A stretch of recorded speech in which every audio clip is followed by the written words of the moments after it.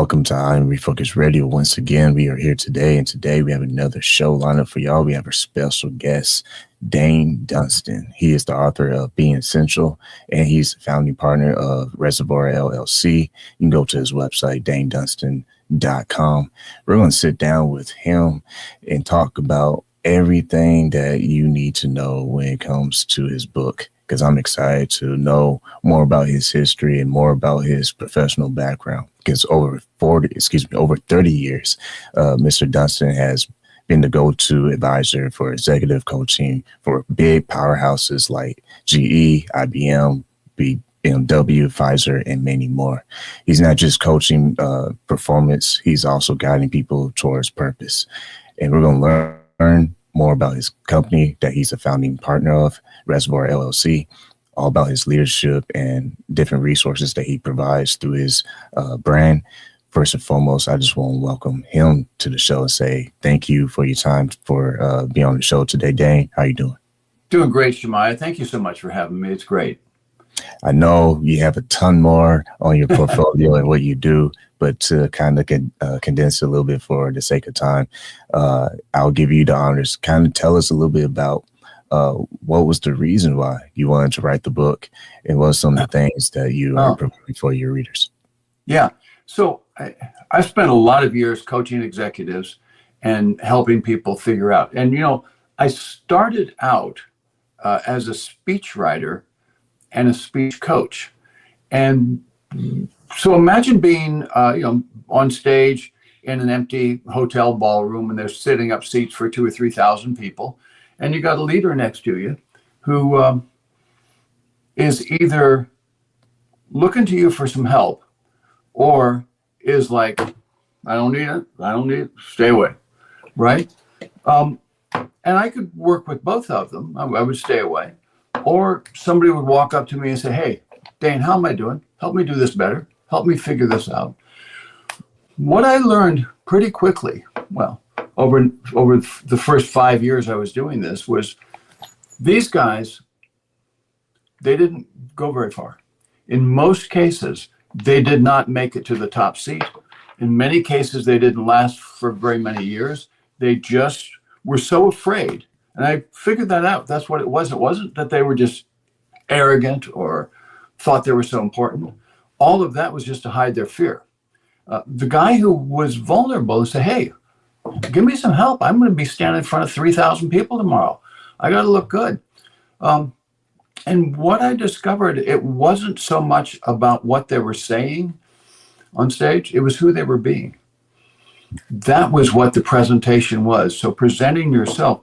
So through that time, some of those people asked me to coach them as an executive coach, what is sometimes called the CEO whisperer.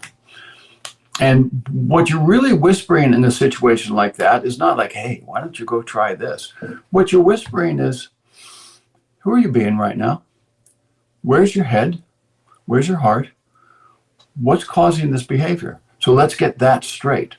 So I sat down to take some of those ideas a few years ago. And at first I was going to call it Need to Know. It was a list of things that you needed to know as a leader.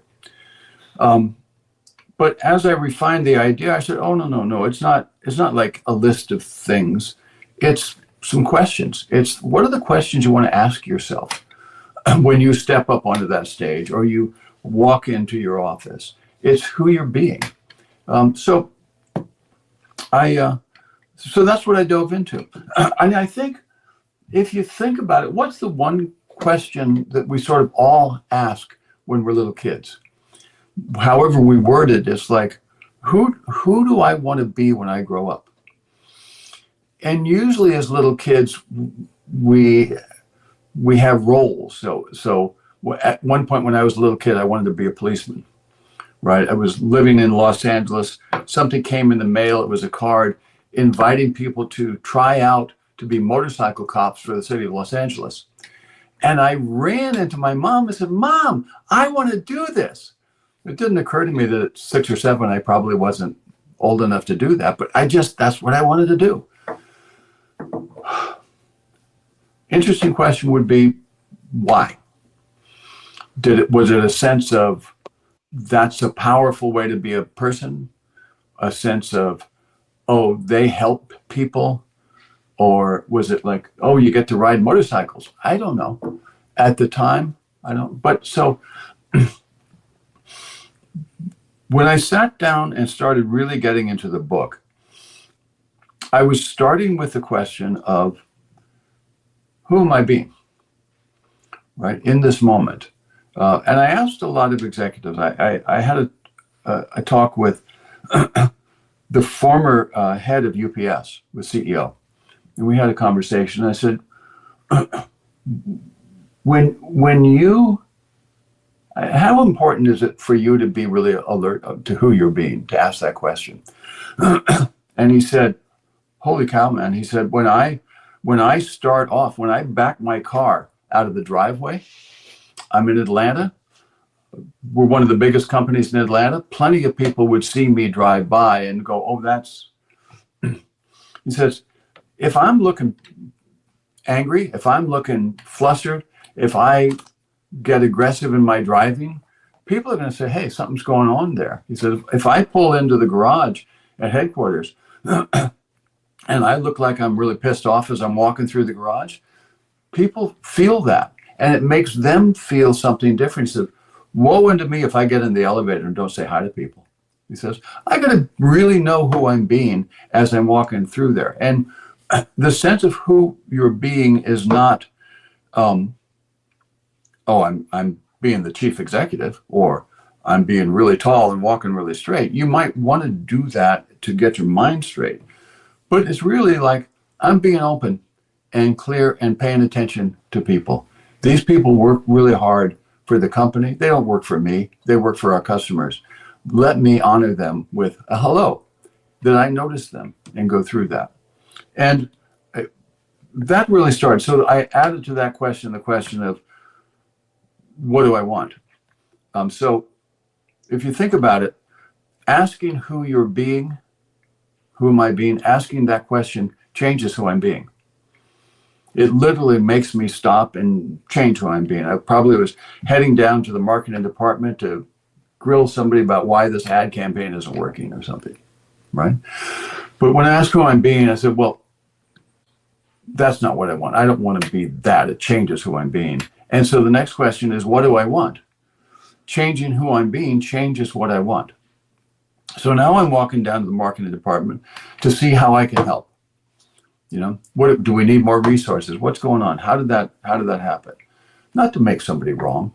You know, lots of ad campaigns, as we all know, don't work. So that's what I do. So the idea really is questioning themselves. So, but let me back it up to that kid who's saying, who do I want to be when I grow up? Because I start the book with an exercise.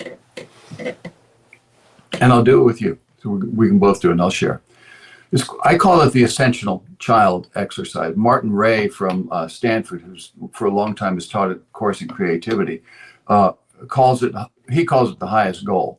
But it's a moment in childhood, probably many moments in childhood, where we had a moment of really sensing ourselves, feeling at one with the universe, feeling like total oneness and being in the right place at the right time. And we remember it because it was such a profound thing. We felt safe. We felt connected to everything around us. We loved what was around us. But the first time I remember that, I was 18 months old, living in a 2 up, 2 down apartment building on the edge of Dallas that had been military housing in World War II. My dad had been transferred there to work for an aluminum sales company. And I'm standing behind the building. There's a girl, older girl, maybe 5 or 6, holding her little sister baby on the steps. And I've got a piece of paper and a really sharp pencil. And I say, I know how to write. And she said, no, you don't. You're not even 2 years old. You don't know how to write. And I said, yes, I do. And I put the pencil through the paper and into the palm of my hand. But the shock was not the pain of the pencil in my hand. The shock was I knew how to write. I knew it with every fiber of who I was at 18 months old. I didn't even know what writing was, but it was there, you know? Did you ever have an experience like that? Well, you say that, it made me think about in kindergarten. I remember in my music class, we had like exercises with the music teacher where we would sing as a group and, you know, nursery rhymes for the most part. Yeah. What was pretty interesting is that my teacher would have us gain these gold stars. Yeah. And after you had a certain quantity, she allowed you to choose your reward. And one of the rewards was to head over to the keyboards. So the music keyboards where you can change the instruments to drums, percussion, you know, saxophone, trumpet, brass, you know, all that. And when I saw the keyboard, I made it my focal point. That's going to be my end reward when I get these certain amount of stars. So I literally put myself in position to get these stars, and whatever had to be done, my end destination was to get to those that keyboard. And I love drums. At that moment, I was just glued to music, and ever since, it was like bug my parents. I want a keyboard. I want a keyboard, and I had one that had no batteries at home. And I just pretend I was playing it because I knew when I was going to school, I had a system. Get those stars, I get access to that keyboard. Well, therein in that moment lies the myth that we then live by, and myth as in Joseph Campbell's way he talks about it. Really, is the hero's journey, and so that was an element of your hero's journey. So one of the things is, there's a lot of research that shows that you were born as a genius. Almost all of us are. Literally, up till about 4 years old, we just have genius level, the way our brains work and do all of this stuff. From that point, it starts to decline slowly. By the time we're 20, about 10% of us have genius level. And by the time we're fully adults, 2%. But in that genius moment, I believe that we can return to that intelligence.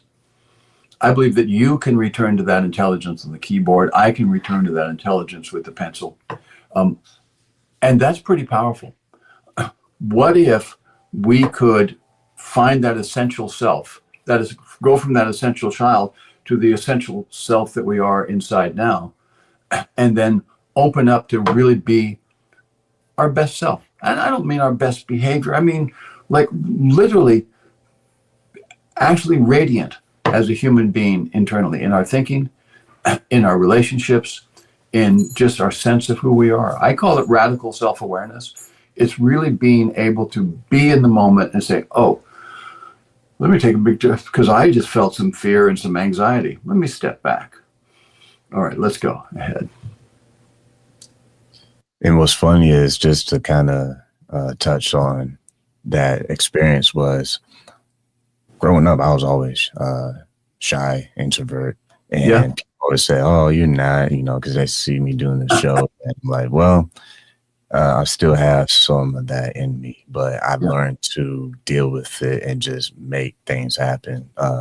So to that story was, you couldn't be shy to earn these stars. You had to, I guess, show leadership. You had to show that you were interested, active in the classroom, ask questions, because she rewarded these stars by different behaviors that you did. So if you were asking questions about music topic that she was teaching the class, or a song or lyrics, or anything with musical terminology, when you were exerting yourself to be active in the class, that was the only way that she was giving those stars. So I had to strategize. Okay, I have to get beyond the shyness and have to do this beyond my comfort zone in order to receive what she's going to reward us with.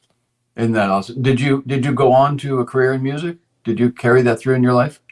So the funny thing is, I landed in media and radio, but Yeah, prior to that, my long story short is I was in the jazz band in high school, and I didn't have to yeah, audition because I played the trumpet since the fifth grade, yeah, actually since the fourth grade, yeah, and music was always something that became my thing. And yeah, after that class in kindergarten, sound was always my thing. So yeah, my dad, I would pay attention to his sound system. I would play with his equalizer. I play with the radio. I play with headphones and Walkmans. Most people don't know what a Walkman is. yeah, Uh, yeah, Stuff like that yeah, is it's pretty interesting how just the passion for editing and production yeah. feel like that stemmed from that experience in that classroom. Well, so look at where you are today. I mean, it all just came through. Um, it Not everybody has such a direct path. You know, some people have to take different steps and different paths. And for me, I was looking for something, not just writing, but something bigger. What am I going to write about? What am I going to do? And so I took what in the 60s and 70s was called the Journey to the East. And I ended up running a yoga center in London for a number of years and doing writing from there. Came back to the States in Santa Fe, continued to do that in LA. Um, finally ended up here in Texas, in Houston. Some friends had offered me a job. It was in industrial security, taking care of big office parks and stuff like that. And that's okay. I mean, I could get into that. But it wasn't what I was meant to be doing. And it was one of those moments in life where I said, okay, I got to, let me work on this. So I really started doing a lot of writing, doing a lot of stuff. I thought maybe what I would be doing and getting a lot of stuff published, but I was getting it published for no money, you know, in art magazines and literary magazines and things like that. And a few things in car magazines. And I had read a book called Zen and the Art of Motorcycle Maintenance, which is an amazing book on the subject of what is quality. How do we determine what is quality in our lives, in our work, and who we're being? And I thought, I got something to say about this. And I had just read an editorial about quality in the US car world in the 1980s. It was cars that were being made then were pretty rough, not very good. So I thought, okay, I know how I'm going to write. So I wrote about how to think about quality.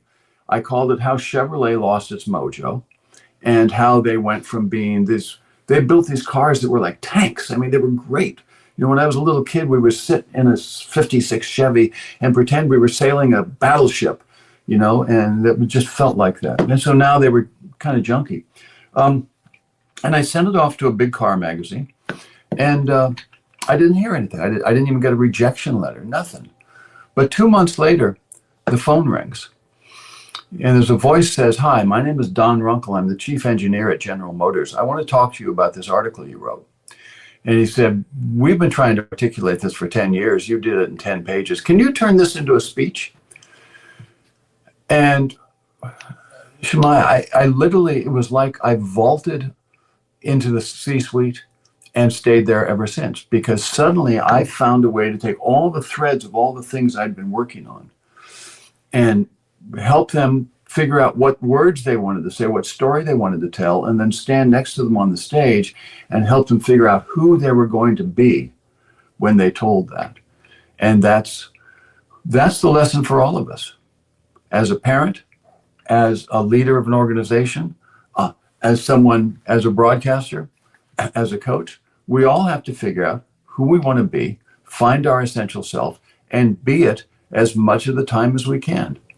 And we're going to fall down. We're going to get mad. You know, I'm going to get caught in the dog's leashes and get pissed off because I'm about to fall over. You know, but then, okay, I go, okay, I can be with that. Just be with who we are. So that's really what my writing is about, my work is about, just finding that essential self and make sure I stay there. And I do it as much for myself as anybody else, because who needs it more than me? Once again, listen, I'm Refocused Radio and watching this online, talking to our guest today, Dain Dunston, author of Being Essential. You can go to his website, daindunston.com. My next question I want to ask you is, you talked about what I want to be when I grow up.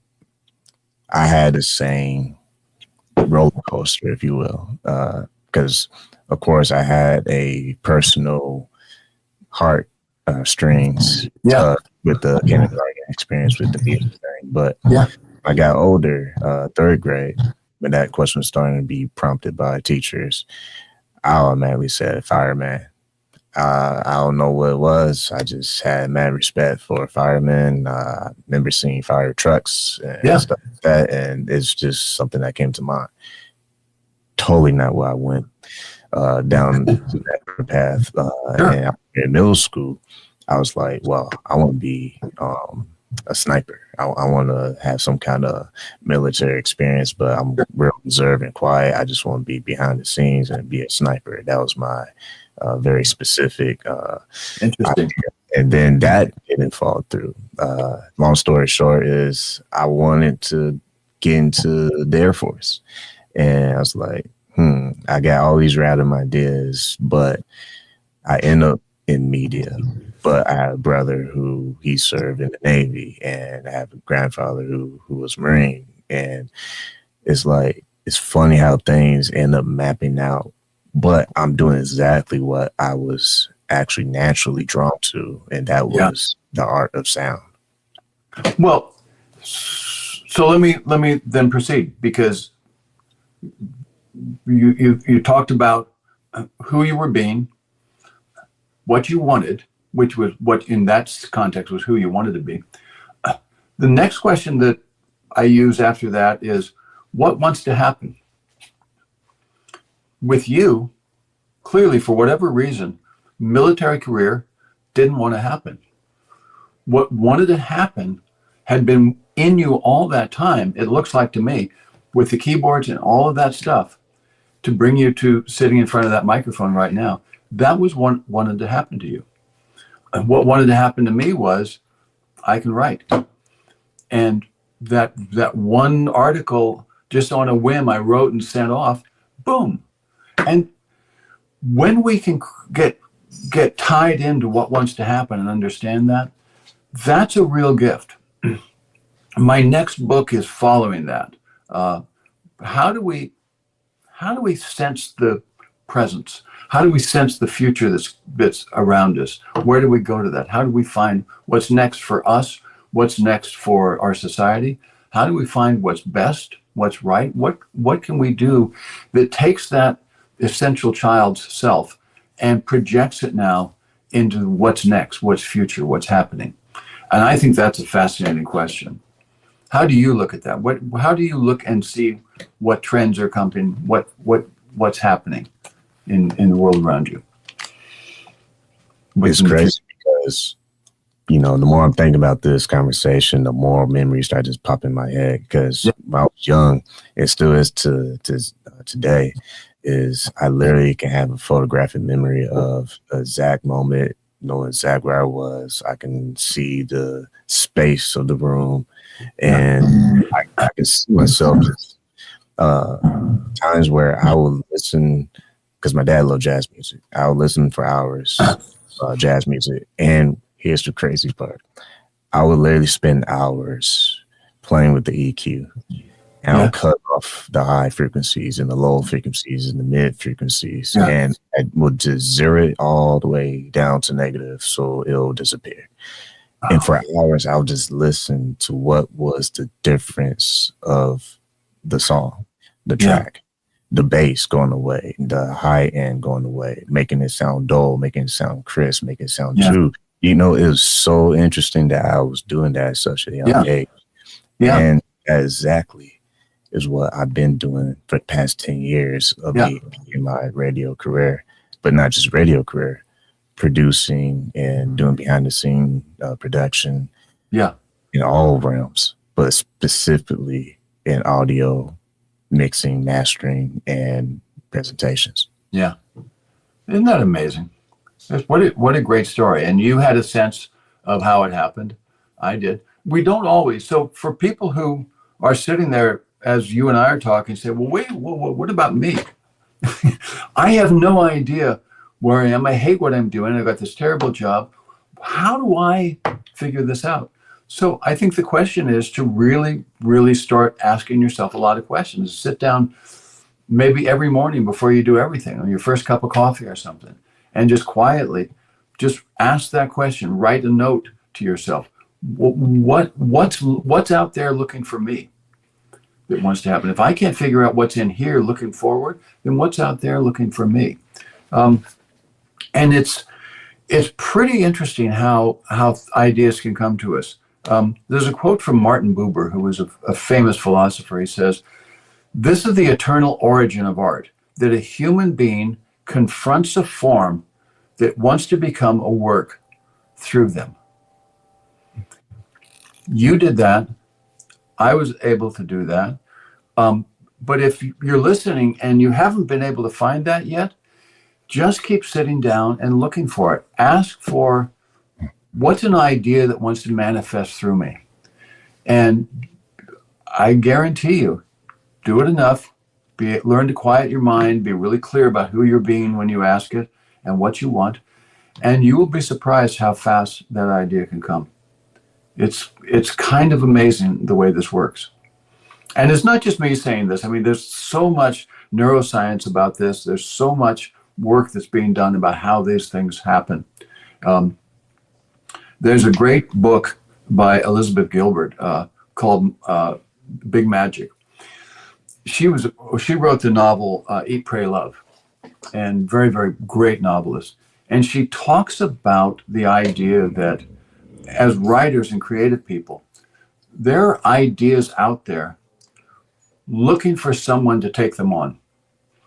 And I mean, she really says this is in terms of the consciousness of the universe, the consciousness of all creation. There are ideas that want to happen. If you ask for it, they will come to you and have a little chat with you, and you'll figure out if this is the right idea for you, and you'll go for it. And if you go for it and then something makes you stop, very often that idea will leave you. It's just amazing. So look at whatever it is that you want to do, even if you have no idea, and start sitting down and asking, okay, wait a minute. Who am I being? All right, I'm being that I don't like where I am. What do I want? I want to find who I really need to be to move on to the next thing and really find my essential self in life. And then ask for that to come to you. Ask what wants to happen and just keep looking until it does. It's pretty. So I'll give you an example. Father's Day on Sunday, right? I was thinking about my father and my grandfather. My grandfather grew up in the late 1800s. I mean, he was turn of the 20th century. He was probably 17. Lived in Buffalo, New York. And Buffalo was a rockin' town at that point. It was like one of the biggest towns in the U.S. It was called the City of Light. There was all this industry. It was the perfect place to be coming out of high school to go get a degree, go to college and become an engineer or a scientist or a salesman or businessman. No. He looked around and said, what's happening to our forests? They're cutting down all the trees. They're making all this stuff. What's going to happen to the forests? And it turned out that he wasn't the only person asking that. Vice President at the time, Teddy Roosevelt, was asking that, and other people were asking that. Down in North Carolina, the very first college for forestry was established and it was called the Biltmore Forest School, 2 years before he got out of high school. So he applied, and he was accepted in the 4th class of forestry in the history of the United States. When he graduated in 1905, it was 4 months after the U.S. Forest Service was formed. And he was in the first class of students to get pulled in there. So I'm thinking, I would love to ask him what his childhood moment was, looking at and having that essential child moment, because he saw that and was pulled. He finished his career and retired as the head of the Forest Service in Northern California. And it's just seeing that thing that nobody else was looking at. There was a future that was there that nobody else, or not nobody else, but most people couldn't see. My father grew up in San Francisco during the Depression, and then World War II started. And San Francisco, as you know, was the big hub of the Navy for the Pacific War in the Pacific. He was 2 years in the Navy and then went to college at Berkeley. His dad insisted that he get a degree in engineering. God knows why, because his father had done this completely innovative thing himself. Dad gets a degree in engineering, hates every minute of it, but there was something happened that most people weren't seeing. Aluminum had come in to manufacturing because they needed it for all the planes that were being built. So now here are all these warplanes being built in the war. Now the war is over. And what are you going to do with all the aluminum? So companies are looking for ways to do it. He saw that aluminum could be a really interesting thing to be involved in. The same as when people my age said, oh man, you know, computers would be an interesting thing to be involved in, or internet would be an interesting thing to be involved in. So he walked down the street from Berkeley to Kaiser Aluminum, took his degree, signed up, and spent the next 20 years, more than 20 years, on the fast track, going to big companies around the world, talking to them about how to build things with aluminum, and ended up being a CEO of an aluminum company by the time he was 45, and was just like, bam, this thing went. It took me a little longer to figure out, but I had to get the background stuff going. So we all have our journeys to make. The question is, who do we want to be on that journey, and who we are being will shape the journey. One thing I want to add before we wrap up here is when it's a long story, I got to make it very short. So I'll make it very short. When I went through my schooling, my dad was hired with Chrysler in Michigan. So he worked just outside of Detroit. Okay. And me and my siblings got our education in Michigan because I'm born in San Antonio, but ended up being raised in Michigan because my dad's new job. Yeah. What's interesting is a series of events. So I remember when I was leaving kindergarten, getting ready to move to Michigan, I remember there was this one custodian in the lunchroom area, and they had their little back office. And I remember this guy was always nice.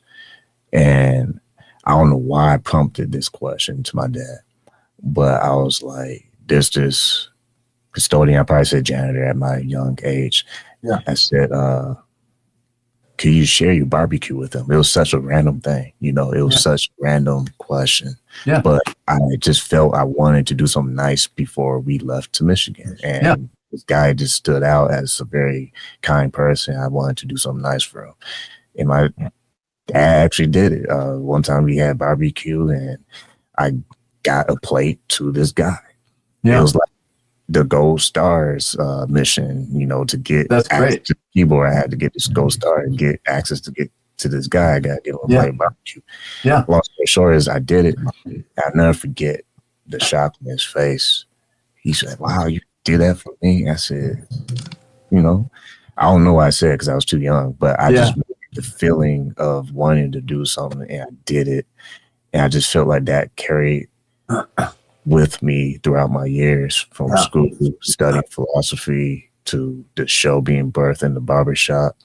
I think the concept has always kind of been there. What is it for the other person on the other side? What was some of the things I can do? I feel like that just happened naturally. Everything I did, make my decisions based on, because before I even had my job in the media space I'm in right now, years before I even had the opportunity, I was listening to the station on the radio, not knowing that would be the very place that I'll end up starting my career.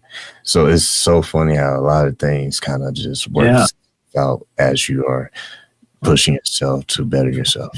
Well, that sounds like another essential child moment for you. And what's interesting to me about that is the first one was about the art of the technology that you were passionate about, the art of the music, but not just the music. It was the production and the playing and the stuff.